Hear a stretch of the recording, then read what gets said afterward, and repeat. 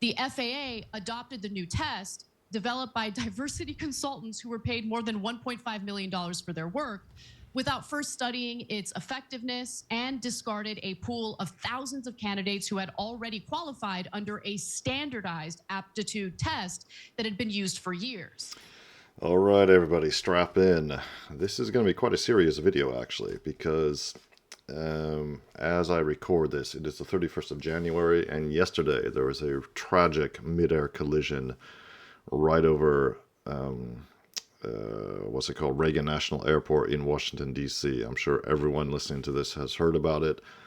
A military helicopter crashed into an airliner that was, on its landing path.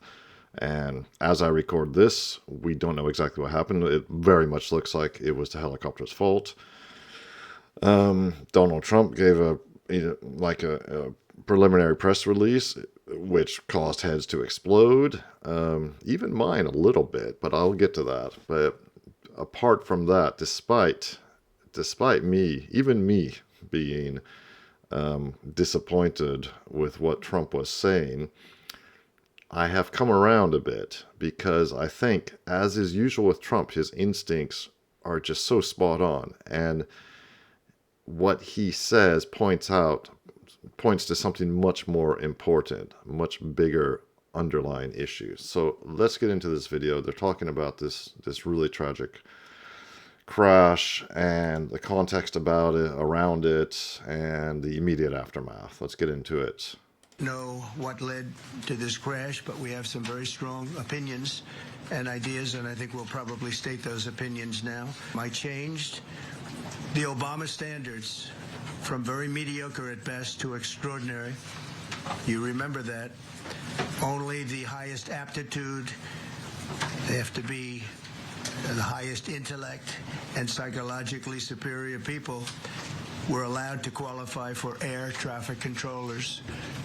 That was not so prior to getting there. When I arrived in 2016, I made that change very early on, because I always felt this was a job that, and other jobs too, but this was a job that had to be superior intelligence. President Donald Trump is catching a lot of heat for his opinions regarding what caused or what led to the mid-air collision between a military Black Hawk helicopter and an American Airlines flight. The mid-air collision happened near Washington, D.C., above the Potomac River, and it happened moments before the American Airlines flight was going to land. Dozens of people are now dead, as many as 67 individuals as a result of this mid-air collision. Obviously a tragedy, so immediately pivoting to politics is definitely in bad taste, especially since in that statement you hear Donald Trump say, "We don't know what the cause of this was." So why immediately jump into DEI hiring practices? But there is some truth to what he's saying about what was happening with hiring practices in regard to air traffic control prior to 2016, which I'm going to get into details of in just a moment. But those practices ended in 2016. They ended nearly like 10 years ago. So to blame this on hiring practices, I don't think quite makes sense. And air traffic control, from what we have heard so far, seemed to be very alert as this mid-air collision was about to happen. The question is, why is it that the military helicopter didn't listen to the instructions from air traffic control? And here's a little taste of the audio that we're referring to. Go around, climb, maintain 3,000. Black Check 3, can you return to base? Black Check 3, proceed directly to Glebe. I need you to land. I need you to land immediately. Can you go to Dallas for a few minutes? Can you go to Baltimore? And I also want to note that Donald Trump's press conference was riddled with all sorts of contradictions. In fact, it was so apparent that even Stuart Varney from Fox Business called it out. This is not some liberal, this is not some lefty, this is a conservative individual over at Fox News. And here's what he had to say immediately after Trump wrapped up his press conference. The president came out and immediately blamed diversity. He blamed DEI and the diversity policies of the aviation administration he put blame here. He went out of his way to call Pete Buttigieg the former transportation secretary, a disaster. He then said, look, he'd heard the tapes. The president had heard the tapes from the crash. He said the air traffic controller told the helicopter pilot to follow him in. That was follow in a commercial jetliner. Then there was a crash. It seems there's miscommunication, and the president did seem to be blaming air traffic control for this tragedy. The president was asked specifically, should Americans now feel safe to fly? And he specifically said yes, even though he had criticized the institution, the Federal Aviation Administration, for its diversity policies. Those policies are still in place. That personnel is still in place, carrying through into the future. And yet the president says it's okay. It's okay. We are safe. Do you see a contradiction in that? Now, this is going to be a bit of a longer video than usual, but honestly, this is a very, very important video. Not because I am so important or because I have such great information, but I think it points out, it shines a light on something that's very important about Trump. And yes, so he gave that press conference right after, the crash became public knowledge. And it started off okay, as I recall. I haven't watched all of it, to be honest. But he started with a minute of silence, the presidential sort of thing. Talked a bit, and then, we saw what he was saying. And even me, someone like me, I love Trump the troll. I think he's fantastic in that role. And I like that he's on fire, has been on fire since the start of his second term. But I was thinking, Jesus, what are you doing, Trump? This is not the place to start throwing blame around. This is not the time. Let's put it that way. This is not the time. In the first press release or the first press briefing, just say it just been a tragic crash. We don't know the details yet. It was a military helicopter and a jetliner. Give the flight number. We can't answer questions at this time. We'll get back to you when we have more information. And it did kind of sound like he was blaming air traffic control, and I've spent basically the entire day. I'm in Europe now. It's kind of late, but I've spent the entire day looking at various YouTube videos of people who know about this stuff. Just from experts, no political commentary. Just there's YouTube channels which are very informative. There are subreddits on Reddit. I know I talk a lot of. I have my problems with Reddit, but Reddit's a massive website, and there are experts on there. And on the aviation subreddit, there are people, again, no political talk allowed, saying from their experience, decades of experience, in ATC, in flying Black Hawk helicopters, in commercial aviation, etc., saying almost 100% certainty that yes, the military helicopter is to blame. Okay. Why would Trump blame ATC? Well, of course, as we're going to get into in this clip, what Trump was talking about, the DEI policies implemented by the FAA years ago. I don't know exactly when they were implemented, but I remember hearing about this, around 10 years ago or so, something like that, were outrageous. I mean, completely outrageous for such a key role. Air traffic controllers, you want the best of the best. You want people who are extremely competent, extremely well vetted. You don't want any DEI of any kind, any affirmative action of any kind, to play a role. You want guys who are very well trained. Very well trained. And apparently a lot of air traffic controllers are ex-military air traffic controllers, much like a lot of commercial pilots are ex-military.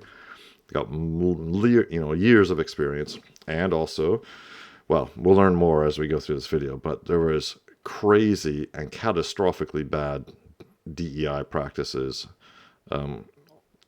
underway or in being implemented by the FAA to purposely weed out the most competent people. It is sickening. So, despite the fact, well, let's get into this because the Young Turks are going to talk about that. I mean, I definitely see a contradiction. That doesn't mean everything that Trump said during the press conference was false. And I want to get into what he said that was accurate in just a minute. But I think that Stuart Varney makes a good point here. And I'm curious what you think, Jane. Yeah, I mean, look, things are breaking down in such an interesting way where Fox News is admitting that Trump is wrong. We're about to show you something where Trump is right. So that's good. That means actual news is breaking out. And so on this, though, this particular tragedy, let's be super clear. You just heard, with your own ears, and there's a lot more of it, where the air traffic control is doing the right job. They're telling them to avoid this path. They're very, very clear. So, there's very little things that we know about this crash. But the one thing we do know is that it seems that air traffic control was on top of it. Second of all, if you've ever watched the show, we've got 1,000 criticisms of Buttigieg. But how would you know that he was a disaster and this was his fault if you don't really know what caused the crash or really anything about it? So it's absurd. Here, I'll just put in one comment from a member. Jenks Left Tricep Fury on TYT.com said, when we need caring and reassuring voice, our president is as deplorable as possible. He is disgusting. And look, guys, even with the thing that we're about to tell you, is this the time to divide the country? Is this the time to try to make it seem like it was minorities' fault? No, so that is definitely not the right way to go. Nevertheless, there was a program at the FAA that was deeply troubling about 10 years ago or so. Yeah, and this is the thing about Trump, right? This collision happened under his watch. So he's worried about the political consequences or ramifications of it, even before anyone knows any details about what went wrong. So he immediately goes into defensive mode. And as a result, he immediately picks something that has happened in the past that is not happening right now, because to his credit, he ended this practice, but he's using that previous practice to defend himself against any allegations that he's responsible for the midair collision. That was my read of it. So what he was referring to were the DEI hiring practices over at the FAA as it pertains to air traffic controllers. Now, before she gets into that, yes, Trump did end it apparently in 2016 during his first term early on, which is great. But of course, many of these sub-qualified air traffic controllers were hired and presumably are still working. And about 2 years ago or a year ago, I came across a really interesting report about what was going on and how these practices ended in 2016 when Trump got elected for his first term. So the questionable hiring practices for air traffic controllers were part of an effort to diversify the profession. It's just the way that they tried to diversify the profession was an issue. It actually led to a class action lawsuit, and it's titled Brigida versus Department of Transportation. And through the discovery process of that lawsuit, we've learned a lot about the FAA's hiring practices. So let's get to those details. So previously, each candidate for air traffic control was required to pass this 8-hour cognitive test known as ATE-SAT, A-T-S-A-T. It was still considered a very effective way of hiring people for the job in 2013, but that actually soon changed because of the pressure to diversify the air traffic control workforce. At that point, the National Black Coalition of Federal Aviation Employees lobbied the Department of Transportation, the FAA, and the Congressional Black Caucus hard on this issue. Soon the FAA commissioned a barrier analysis that argued that the 8-hour cognitive test air traffic controller applicants took posed a barrier for Black candidates. So Ooh, posed a barrier for Black candidates. Yeah, when you're hiring air traffic controllers, I want a lot of barriers posed. I want very high barriers. And if you can't get through that barrier, tough, you can't get in. And if it's 100% middle-aged white guys who get through, fine by me. And I think any right-thinking person would be happy with that. But you see the rot, how much rot was sinking in. What do they call it? Some sort of basically a black activist group amongst FAA employees lobbied the federal government, lobbied their own organization to force in people who couldn't get past that barrier. And it's disgusting. It's beyond troubling. It's horrific. It shouldn't even be up for discussion. You want barriers for these kinds of jobs. Yeah, it's important. So a barrier analysis by a pair of University of Maryland researchers concluded the FAA relied too heavily upon the Air Traffic Collegiate Training Initiative, which pre-qualified candidates who attended specialized schools and scored highly on the ATSAT aptitude test. So they recommended using a biographical questionnaire first to maximize diversity, eliminating the vast majority of candidates prior to any cognitive test taking place. And so as part of the revamp, the FAA disqualified several thousand applicants who had already gone through the Air Traffic Collegiate Training Initiative and required them to achieve a passing grade on this biographical assessment test. Also, I should note at the time that the FAA had decided to just completely pause the hiring of collegiate training initiative graduates pending the implementation of this biographical assessment, but they didn't inform the students about it. They didn't inform the graduates about it. And they even went on to take that 8-hour grueling cognitive test without any notice that it was worthless, that they weren't going to be chosen for it because there was a hiring freeze in order to implement this biographical assessment instead. But let's get to the biographical assessment questionnaire, because the questions that they asked were insane. They were insane. So in 2014, the FAA rolled out the new biographical questionnaire in line with the barrier analysis recommendation, designed so 90% or more of applicants would fail. The questionnaire was not mentioned, and people could take it. It was not monitored, I should say. It wasn't monitored. People could take it at home. You didn't have to take it in like a secure location where someone's watching you. After all, you're just answering questions about your biography. The FAA adopted the new test, developed by diversity consultants who were paid more than $1.5 million for their work, without first studying its effectiveness, and discarded a pool of thousands of candidates who had already qualified under a standardized aptitude test that had been used for years. So the questionnaire, as I mentioned, was bizarre in how the importance of the answers were weighed. It literally used, in my opinion, it used some pretty gross anti-Black stereotypes and awarded points for having things like low scores or low grades in science classes, or having been unemployed for the previous 3 years. Discovery shows candidates who rated themselves as poor science students in high school and played varsity sports but were unemployed would score higher than candidates who were employed and had previous experience in air traffic control. Jesus Christ. Can you believe this? This is absolutely sickening. This is what the people in charge have been doing. And this is one thing. This is air traffic control they're doing this in. This is happening in all sectors, in all industries, across the Western world. It's insane. And that's where I come back to Trump's press briefing, where, yeah, it was very tacky, very insensitive to start talking politics, right after the crash. But that's what Trump does best, and I think his instincts are right. Yeah, this specific crash looks like it wasn't caused by poor ATC DEI hires.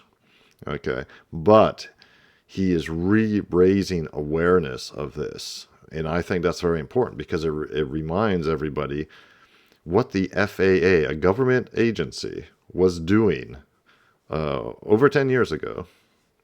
Okay, a lot of those diversity hires are still working, probably all of them. Our government was doing this, over 10 years ago, and